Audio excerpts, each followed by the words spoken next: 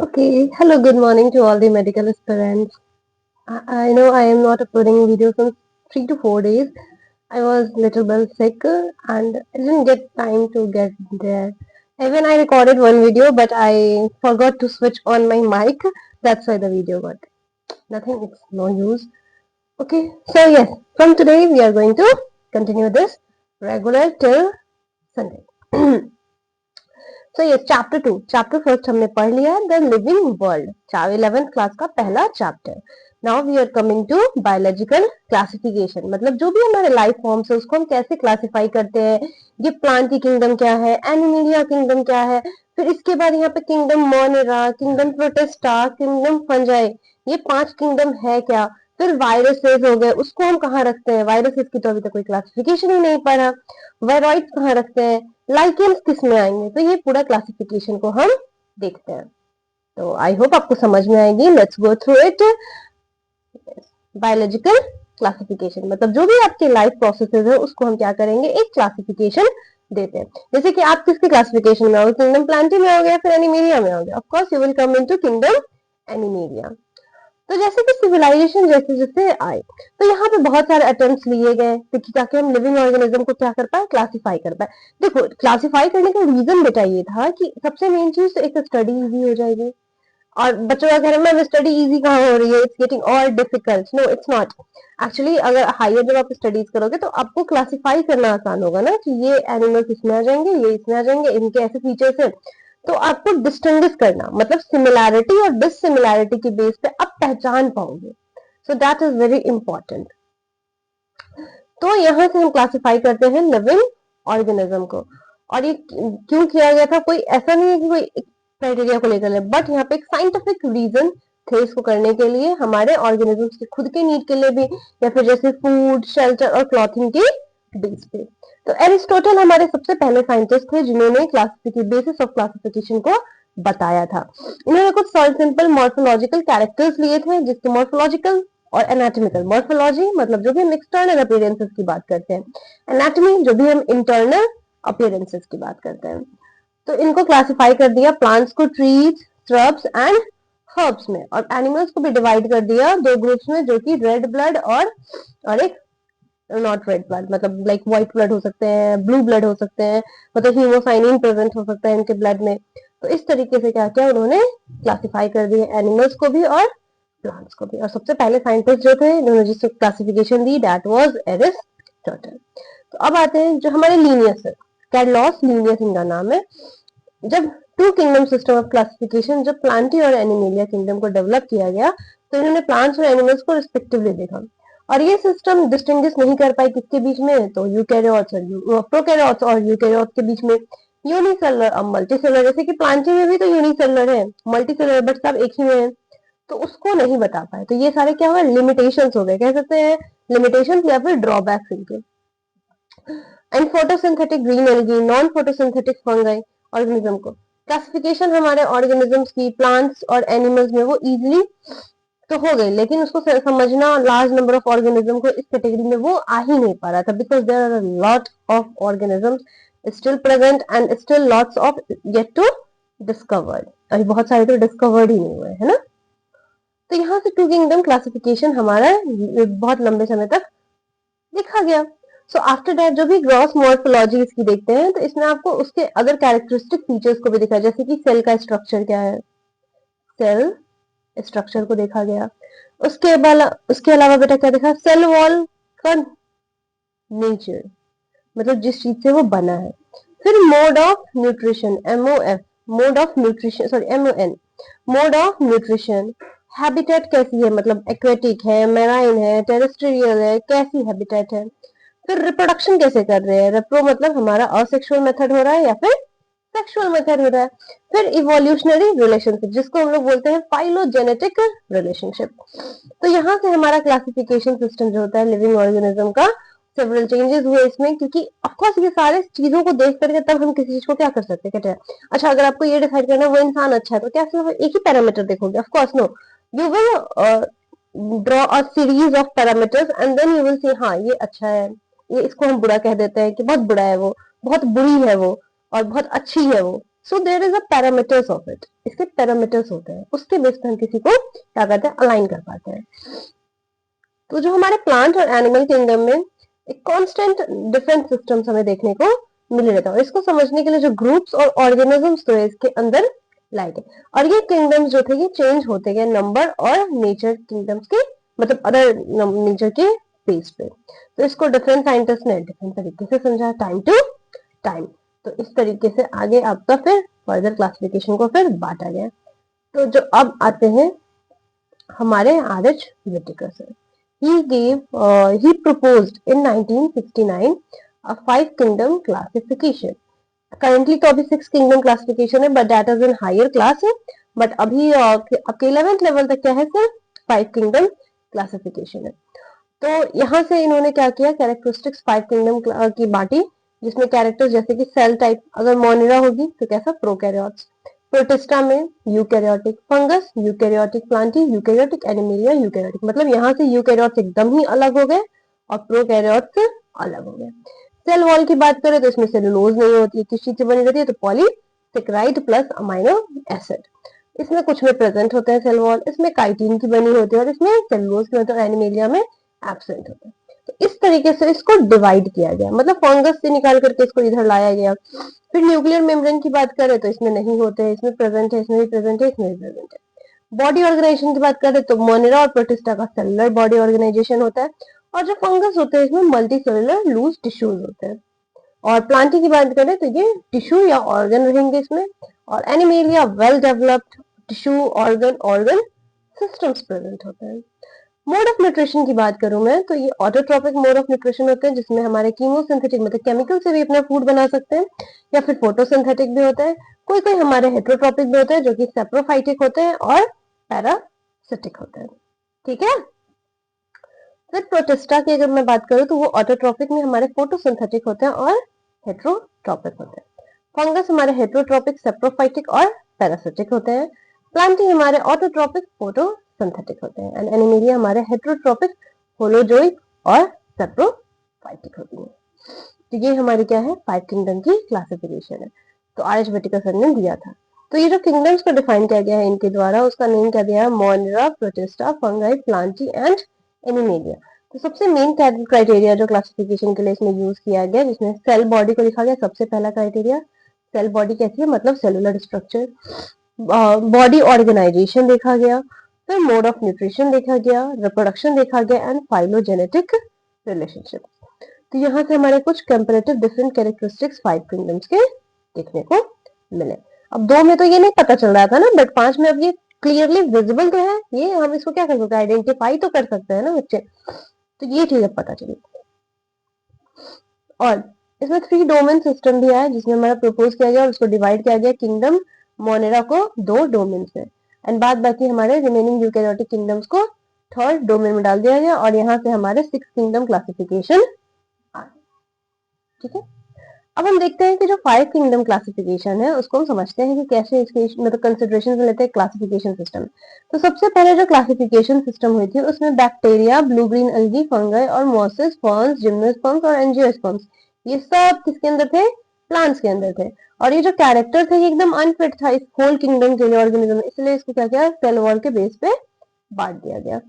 फिर इसको क्या किया गया, वाइडली डिफर किया गया इसके कैरेक्टरिस्टिक्स के बेस पे भी। तो तब वहां पे लाते हैं कि जो प्रोकैरियोटिक बैक्टीरिया होते हैं और बीजीए होते हैं, और अदर ग्रुप्स जो है वो यूकैरियोटिक है। फिर उसके बाद और भी बांटा गया है कि यूनिसेलुलर ऑर्गेनिज्म और मल्टीसेलुलर, जैसे कह सकते हैं क्लेमाइडोमोनास एंड स्पाइरो वगैरह, ये हमारा किसमें डाल दिया गया, अंडर एल्गी।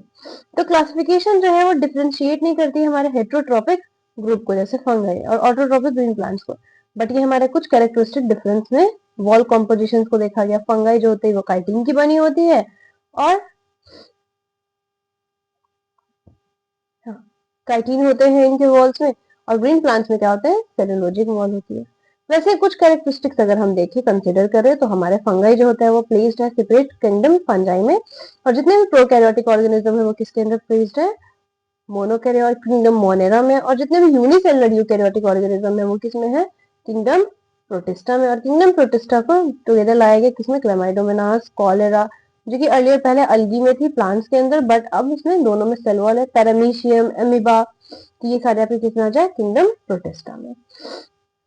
फिर वही ऑर्गेनिज्म को फिर अर्लियर क्लासिफिकेशन गई तो डिफरेंट डिफरेंट हमारे किंगडम्स बन गए। ये इसलिए है क्योंकि हमने जो क्राइटेरिया क्लासिफिकेशन बदल दिया, अगर हम ये नहीं बदलते तो ऐसा नहीं होता। तो यही चेंजेस हमें देखने को मिला। फ्यूचर में भी हमारा कुछ और भी अंडरस्टैंडिंग बढ़ने की वजह से या फिर इवोल्यूशनरी रिलेशनशिप की वजह से और भी चेंजेस इसमें आ सकते हैं, बट करेंटली आपकी एनसीईआरटी यही कहती है, so you have to go through this. Over time आपके फिर कुछ और अटेम्प्ट भी लिए गए जिसमें इवॉल्व किया गया क्लासिफिकेशन सिस्टम को, जो कि मॉर्फोलॉजिकल नहीं थी बट एक फिजियोलॉजिकल रिप्रोडक्टिव सिमिलैरिटीज, बट वो और भी क्या थी, फाइलोजेनेटिक, मतलब कि इवोल्यूशनरी रिलेशनशिप्स पे बेस्ड थी।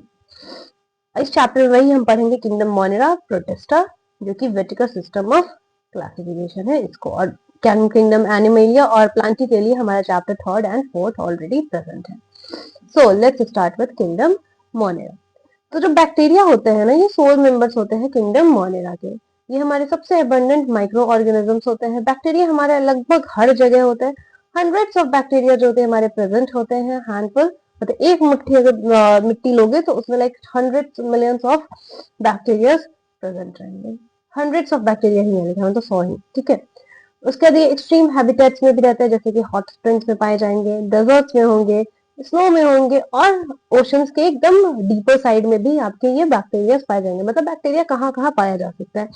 तो ये आपके ऑलमोस्ट हर क्लाइमेटिक कंडीशन में सर्वाइव कर जाते हैं। इनको कोई प्रॉब्लम नहीं होती है किसी भी क्लाइमेटिक कंडीशन में सर्वाइव करने का, मतलब हार्श से हार्श हैबिटेट भी ये अडॉप्ट कर लेते हैं। और इसमें हमारे ये तो या बॉडी के अंदर रहेंगे या फिर ऑर्गेनिज्म से बाहर, तो इसको कभी कभी जो अंदर रहते हैं उसको हम लोग क्या बोलते हैं, पैरासाइट्स। तो बैक्टीरिया जो हमारे 4 कैटेगरीज में बांटा गया है इसके शेप पे बेस पे। तो सबसे पहला होता है स्फेरिकल कोकस, जिसको हम लोग कोकाई बोलते हैं। रॉड शेप बैसिलस, जिसे हम बेसिलाई बोलते हैं। कॉमा शेप विब्रियम, जिसे हम लोग विब्रियो बोलते हैं, तो विब्रियो कॉलरा में आता है। फिर स्पाइरलम, जिसको हम लोग स्पाइरला बोलते हैं। तो यही पूरे शेप्स है।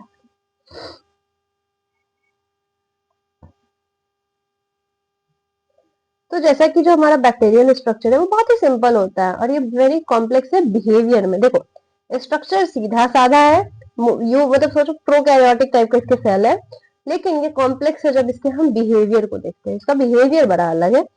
तो ये कंपेयर करते हैं और भी अदर ऑर्गेनिज्म से, तो बैक्टीरिया को ग्रुप किया गया है। ये काफी मोस्ट एक्सटेंसिव मेटाबॉलिक डाइवर्सिटी को ये शो करते हैं। तो कुछ जो हमारे बैक्टीरिया होते हैं ये ऑटोट्रोपिक होते हैं, मतलब अपना फूड क्या करते हैं, खुद से सिंथेसाइज करते हैं। कहाँ से, तो हमारे इनऑर्गेनिक सबस्ट्रेट से।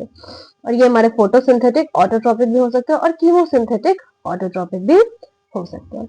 तो मेजोरिटी ऑफ जो हमारे बैक्टीरिया होते हैं ये कैसे होते हैं, हेट्रोट्रॉप्स होते हैं। मतलब कि ये डिपेंड करते हैं अदर ऑर्गेनिजम्स पे डेड ऑर्गेनिक मैटर के लिए, मतलब खाने के लिए बेसिकली। तो इस तरीके से इनका लाइफ साइकिल चलता है। अब देखते हैं आर्की बैक्टीरिया, मतलब किंगडम मोनेरा में ही कुछ उसके टाइप्स दिखा रहे। तो आर्की बैक्टीरिया क्या होती है, यू बैक्टीरिया क्या होती है। तो आर्की बैक्टीरिया वो बैक्टीरिया होते हैं जो कि हमारे स्पेशल एक में रहने के लिए मोस्ट हार्श हैबिटेट्स में, मतलब आर्की बहुत ही प्रिमिटिव होता है और ये हार्श हैबिटेट में रहते हैं, ठीक है।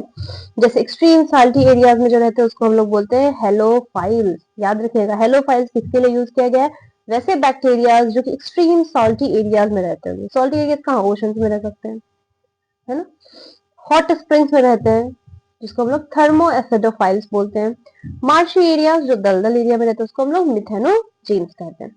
तो आर्की बैक्टीरिया हमारे डिफर करता है अदर बैक्टीरिया से कैसे, तो जिसके सेल वॉल जो होते हैं वो डिफरेंट होते हैं और इसको जो फीचर्स होते हैं यही रिस्पॉन्सिबल है इनके एक्सट्रीम कंडीशंस में सर्वाइव के लिए। और जो मिथेनोजेन जो बैक्टीरिया है हमारी मिथेनोजेन आर्की बैक्टीरिया, ये कहाँ प्रेजेंट होती है, गट होती है कुछ रिमेनेंट एनिमल्स के पास, जैसे कि काउज और बफेलोज में ये देखने को मिलता है। और वहीं पे बायोगैस मीथेन प्रोड्यूस ये करते हैं उनके हम डंग से, तो गोबर से, बेसिकली डंग इज अ गोबर, ओके। तो ये हमारा आर्की बैक्टीरिया हुआ। फिर यू बैक्टीरिया देखते हैं, तो यहाँ पे हमारे thousands of different types of you bacteria, जिसको हम लोग क्या बोलते हैं, ट्रू बैक्टीरिया। तो इसको कैरेक्टराइज कैसे किया गया है, तो इसमें प्रेजेंस होता है किसका, एक रिजिड सेल वॉल, और अगर ये मूव करती होगी, मोटाइल मतलब मूव करती होगी, तो इसमें क्या होगा, फ्लैजुलम होगा। और इसमें साइनोबैक्टीरिया भी आते हैं। तो साइनोबैक्टीरिया के पास क्या होता है, क्लोरोफिल ए होता है जो कि सिमिलर होता है ग्रीन प्लांट्स के, और इसलिए कैसे होते हैं, फोटोसिंथेटिक ऑटोट्रॉप्स। और साइनोबैक्टीरिया का दूसरा नाम हमने क्या दिया हुआ है, BGA, blue green algae. Cyanobacteria unicellular होते हैं। कोलोनियल मतलब कि बहुत सारे झुंड में रहते हैं, और ये फिलामेंटस भी हो सकते हैं। ये फ्रेश वाटर और मेराइन और टेरेस्ट्रियल एल्गी तीनों जगह ये दिखेंगे। और ये जो कॉलोनीज होती है जनरली किस चीज से सराउंडेड होते हैं, एक जेलेटिनियस शीट होती है, मतलब कि जेलेटिन करके एक लेयर इसके ऊपर प्रेजेंट होती है। और ये हमारा ब्लूम्स में, मतलब जो अलगल ब्लूम नहीं जाता है पानी में, एकदम हरे रंग का पानी, दिस बैक्टीरिया क्रिएट्स दैट, क्योंकि पॉल्यूटेड वाटर बॉडीज में होती है। और ये ऑर्गेनिज्म फिक्स करती है एटमॉस्फेरिक नाइट्रोजन को। स्पेशलाइज्ड सेल्स होते हैं इसका, जैसे कि हेट्रोसिस्ट, इसका एग्जांपल है नॉस्टॉक और एनाबेना। इसका हम लोग इस्तेमाल भी करते हैं। These are the friends for the pulses farmers, है ना। और जो कीमोसिंथेटिक ऑटोट्रोपिक बैक्टीरिया क्या करती है, ऑक्सीडाइज कर देती है बहुत सारे कीमोसिंथेटिक, मतलब केमिकल से वो सिंथेसिस कर रही है इन ऑर्गेनिक सब्सटेंसेस को, फिर वो क्या कर देगी, ऑर्गेनिक बना देगी, जैसे कि नाइट्रेट्स बना देगी, नाइट्राइट्स बना देगी, अमोनिया बना देगी, और देन यहीं से हमारा क्या होगा, एटीपी का प्रोडक्शन होगा। उसके अलावा ये काफी इंपॉर्टेंट रोल प्ले करते हैं हमारे न्यूट्रिएंट्स को रिसाइकिल करने में, जैसे कि nitrogen, phosphorus, iron and sulphur, ये सबकी रिसाइकलिंग में बहुत बड़ा रोल होता है हमारे यू बैक्टीरिया का। अब देखते हैं हेट्रोट्रोपिक बैक्टीरिया। तो ये हमारा अबंडेंट होता है, बहुत ज्यादा होता है नेचर में। ये मेजरलिटी हमारे क्या होते हैं, ये एक इंपॉर्टेंट डिकम्पोजर्स होते हैं, मतलब दूसरे से न्यूट्रिशन लेगा, मतलब ये क्या है, मेजरली हमारा डिकम्पोजर्स है। अब देखो इसको रिलेट करो इकोलॉजी वाले पार्ट से, जो आप पढ़ रहे थे, सबसे नीचे क्या था, producers. Producers primary consumer, secondary consumer, tertiary consumer and then are decomposers. इसलिए इनका जो नंबर्स है वो ज्यादा होता है, लेकिन not compare to producer. Producer सबसे ज्यादा होते हैं।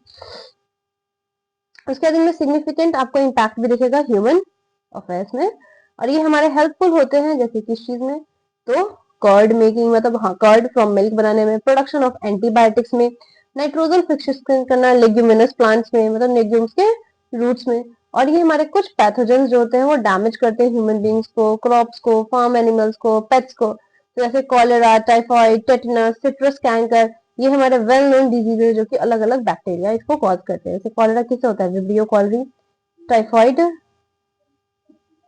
टाइफाइड क्लोस्ट्रीडियम टाइफीस होती है, हाँ, tetanus, tetanus I think mycobacterium, नहीं, ट्यूबरकुलाई वो दूसरा होता है, पता होगा, I am forgetting the name. अब देखो बैक्टीरिया जो होती है रिप्रोड्यूस करती है किसके द्वारा, तो मेनली इसमें फिजन होता है, मतलब कि asexual mode of reproduction, asexual reproduction show करती है। और ये हमारे कुछ अंडर अनफेवरेबल कंडीशन में ये स्पोर्स भी बनाते हैं। उसके साथ ये रिप्रोड्यूस करते हैं एक सेक्सुअल रिप्रोडक्शन से, जिसमें अडेप्ट कर लेते हैं प्रिमिटिव टाइप ऑफ डीएनए और ट्रांसफर कर लेते हैं अपने एक बैक्टीरिया से दूसरे बैक्टीरिया, मतलब तीनों तरह के दिखा सकते हैं। अच्छा हाँ, ये वाला पार्ट नहीं दिखा, ये वाला डायग्राम फिलामेंटस एक ये बीजीए है, ब्लू ग्रीन एल्गी, इसका नाम है नॉस्टक।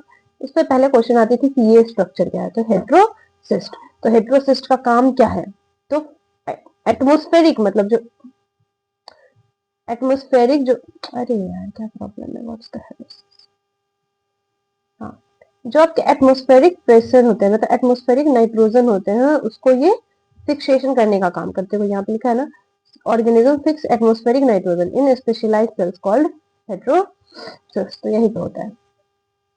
ठीक है, आगे आ जाओ। तो माइकोप्लाज्मा, माइक्रोप्लाज्मा वैसे ऑर्गेनिज्म होता है जो जिनके पास सेल वॉल होती ही नहीं है, और ये स्मॉलेस्ट लिविंग सेल है जिसको हम जानते हैं, और ये बिना ऑक्सीजन के रह सकते हैं। और बहुत सारे माइक्रोप्लाज्मा क्या होता है, ये पैथोजेनिक होते हैं हमारे एनिमल्स और प्लांट्स में।